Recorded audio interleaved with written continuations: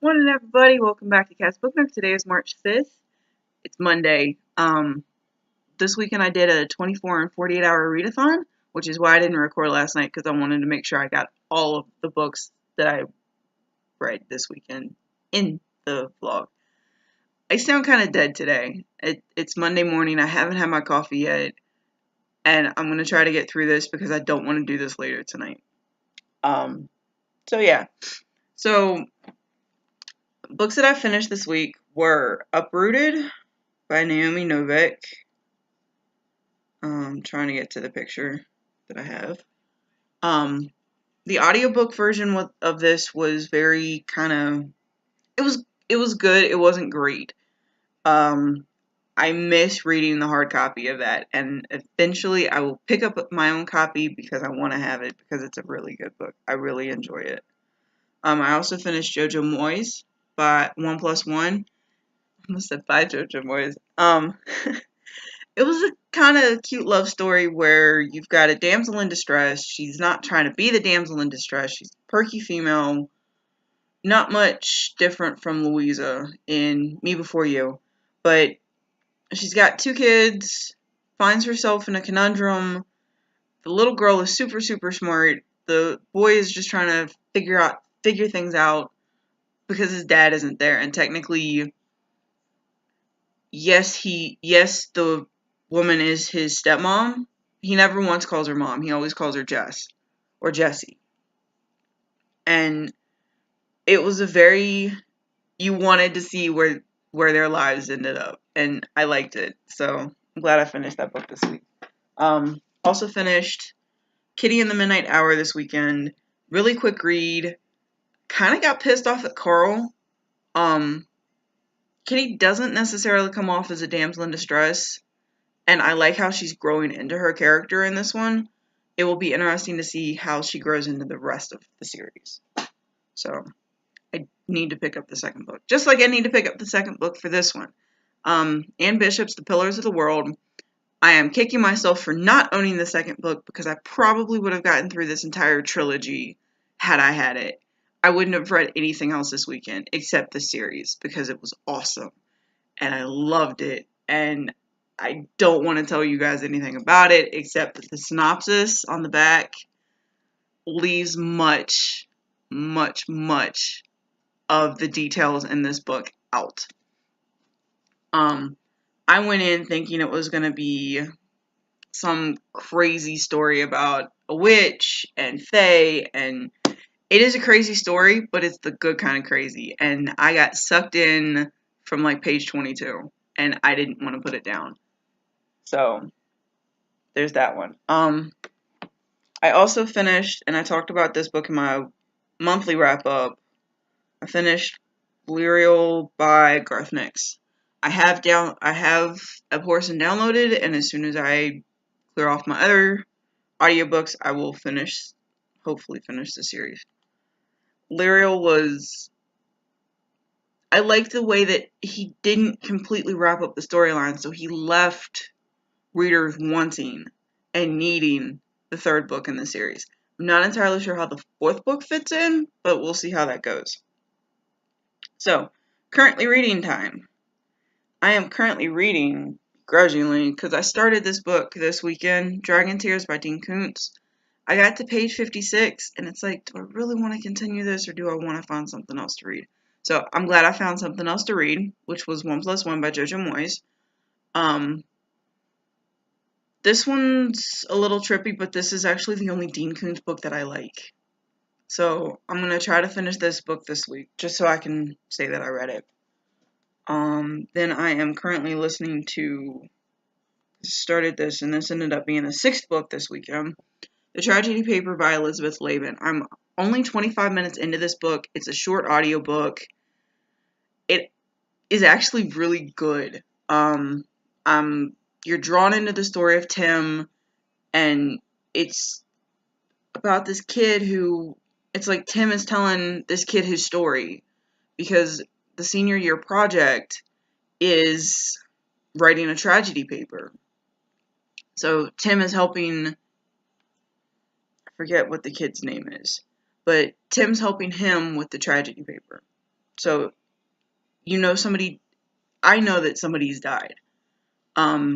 Just the way that it's being written, it sounds like somebody's died. So, we'll see how this one goes. While I have my phone in my hand, new books this week. I went to the bookstore down in Susanville. I did pick up some books, obviously, because I can't go anywhere without picking up books, except to the local library, which is kind of weird. But audiobooks that I picked up this week were Dumplin by Julie Murphy. I've heard this one was really good. It happened to be on overdrive after I finished 1+1 last night. So we'll see how this goes, because it's kind of I'm going to say it's 8 hours long. But it's about a girl plus-size girl, and I want to say being crowned queen, beauty pageant queen, or something like that. I don't remember. But Homegoing by Yaa Gyasi. I forget how to say her name. But I started this book last year. I got irritated with it, and I had to return it. So I'm hoping the audiobook is different from the actual book, but we'll see. And then I also picked up Beautiful Ruins by Jess Walter. I own this book. I don't have this book with me, but I haven't read this book. So audiobook was available, and I picked it up. And now, for the fun stuff. So if you clicked on this video because of all the books that I was holding, this is where this book stat comes from. So last week I didn't do a wrap-up video because I hadn't finished anything. So I didn't tell you guys that I picked up Ready Player One by Ernest Cline. This is a super thick book. I don't know what this book is about, except that it's a kid who lives in stacks of, I think those are mobile homes, and he's playing a game, and game developers kind of find him interesting the way that he's playing the game. So if I do another 24 and 48 hours, I'll probably pick this one up, because it was on my stack. I kept sending Ray pictures of the stack that I had, and was like, pick one. So she picked them. So if I didn't like any book, I'm blaming Ray for that fact. Also picked up Wrinkle in Time by Madeleine L'Engle. I have not read this book ever. So with the movie coming out, I wanted to try to read it to see if I liked it. I do want to go see the movie because it's bright, it's vibrant, it looks really, really cool, and I like Chris Pine. I think he's awesome. So yeah, there's that. Genesis of Shannara, Armageddon's Children's by Terry Brooks. This was a pickup at the free library that's down the road at the coffee shop. Don't know what this is about. It is book one in this new world that he's got. Same world, but I've never read any of his stuff, so I don't know yet. At the bookstore yesterday, I got 6 books. So Patricia Briggs, Raven's Shadow. This, I want to say, is book 2 in her Raven series, but I'm not entirely sure. Saw it, picked it up, because I own most of Patricia Briggs' stuff. Surprising book that I found, and actually these next 5 are really surprising.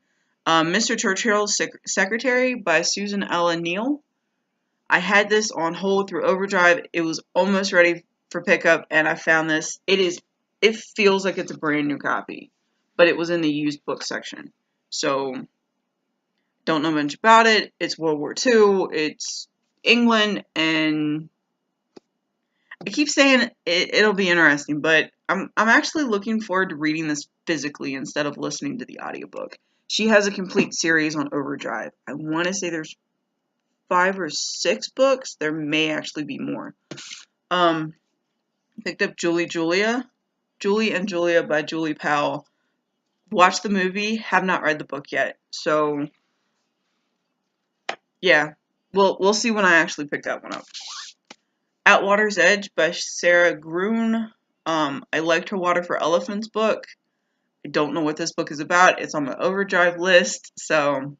The Boston Girl by Anita Damont.